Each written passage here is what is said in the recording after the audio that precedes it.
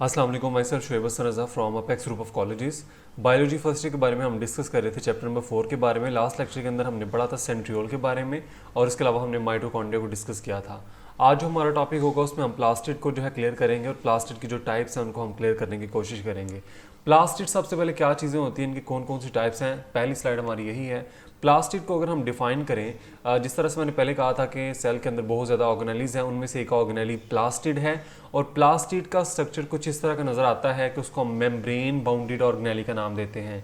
जैसे कि ये आपको जो डायग्राम नज़र आ रही है दूसरी, इसके अंदर देखें आपको दो मेम्ब्रेन नज़र आ रही हैं, that's what they called it membrane bounded organelle. Pigment containing body, देखिए इसका कलर जो है ग्रीन नज़र आ रहा है, इसका कलर जो है रेड नज़र आ रहा है, इसका जो है कलरलेस है। सो इट मीन्स कि कोई इन दोनों के अंदर कोई ऐसी चीज़ है जो इनको कलर इंड्यूस करवा रही है। वो जो चीज़ कलर इंड्यूस करवा रही है उसको हम पिगमेंट का नाम देते हैं। ठीक है, वो पिगमेंट डिफरेंट हो सकते हैं। जैसे स्पेसिफिकली अगर हम बात करें क्लोरोप्लास्ट की, तो उसके अंदर जो है ग्रीन पिगमेंट होता है, उसको हम क्लोरोफिल का नाम देते हैं। इसको हम आगे डिटेल में डिस्कस करेंगे। सबसे पहले हम टाइप्स को देख लेते हैं। टाइप्स इसकी 3 हैं, क्लोरोप्लास्ट, क्रोमोप्लास्ट, क्लोरोप्लास्ट और ल्यूकोप्लास्ट।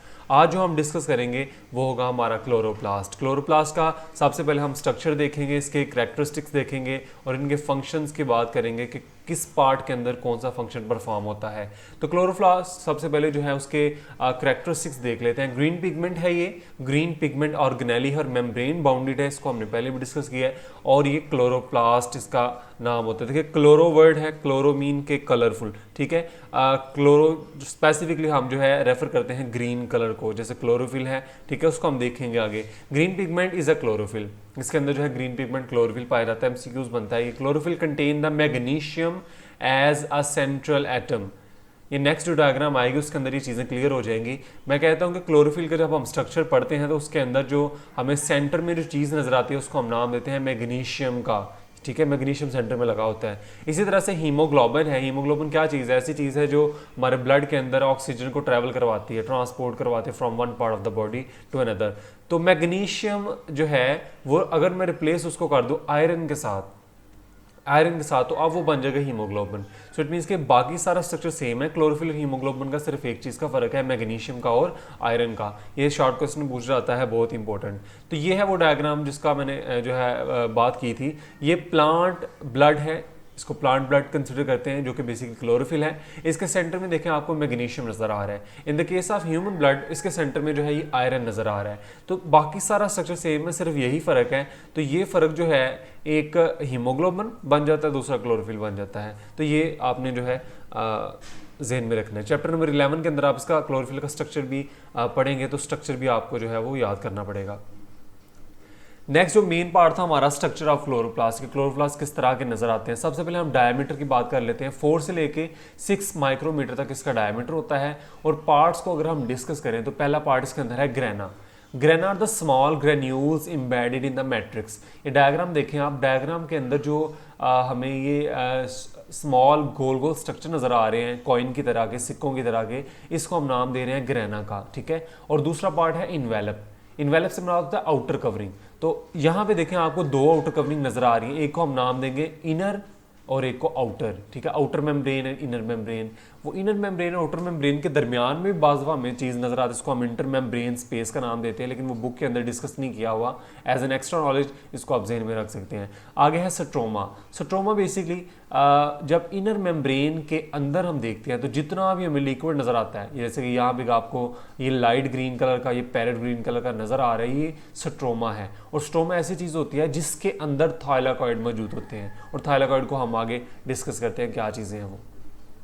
स्ट्रोमा कंटेन्स प्रोटीन, ये चीज़ ज़हन में रखनी है आपने। स्ट्रोमा के अंदर क्या होगा? प्रोटीन्स होंगी, राइबोसोम्स होंगे और very interestingly small circular DNA होगा।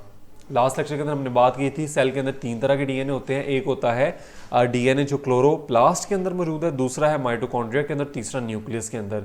सो इट मीन्स कि ये भी एक सेल्फ रेप्लिकेटिंग ऑर्गेनेली है, ये अपने आप को खुद तैयार कर सकती है, इसलिए इसके राइबोसोम्स भी इसके पास मौजूद है और प्रोटीन भी इसके पास मौजूद है, यानी सारे फंक्शन ये खुद अपना परफॉर्म कर सकता है। और स्ट्रोमा वो पार्ट होता है जहाँ पे कार्बन डाइऑक्साइड की या कार्बन की फिक्सेशन होती है, उसको हम कैल्विन साइकिल का नाम देते हैं। सिंपल वर्ड्स में अगर हम कहें, कार्बन डाइऑक्साइड को हम शुगर के अंदर यानी कि ग्लूकोज के अंदर कन्वर्ट कर देते हैं और ये प्रोसेस स्ट्रोमा के अंदर हो रहा होता है। थाइलाकॉइड है, thylakoid are the flattened vesicles which arrange themselves to form a grana.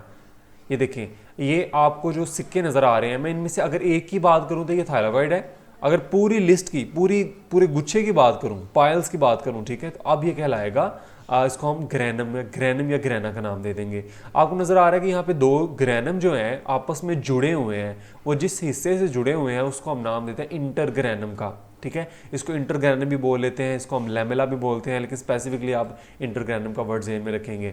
इंटरग्रेनम ऐसी चीज़ है जो प्रेजेंट होती है दो ग्रेनम के दरमियान में, और ये एक नॉन ग्रीन पार्ट है। ये एमसीक्यूज़ है, वो कौन सा ऐसा पार्ट है जो नॉन ग्रीन होता है, तो आप लिखेंगे intergranum. Thylakoid work as a light dependent reactor to produce the ATP by sunlight. Stroma की हमने बात की है, उसके अंदर लाइट इंडिपेंडेंट रिएक्शन होता है, जिसको हम कैल्विन साइकिल का भी नाम देते हैं। जब हम थाइलाकॉइड की बात करते हैं, ये जो थाइलाकॉइड आपको नजर आ रहा है छोटा सा हिस्सा, इसके अंदर जो है लाइट डिपेंडेंट रिएक्शन होता है, जिसको हम कहते हैं कि सूरज की लाइट से एटीपी का बनना, एटीपी की फॉर्मेशन, ठीक है, उसको हम नाम देंगे लाइट डिपेंडेंट रिएक्शन। तो आप ये लिखेंगे thylakoid helps in the production of the ATP by sunlight, hence we called it light dependent reactor.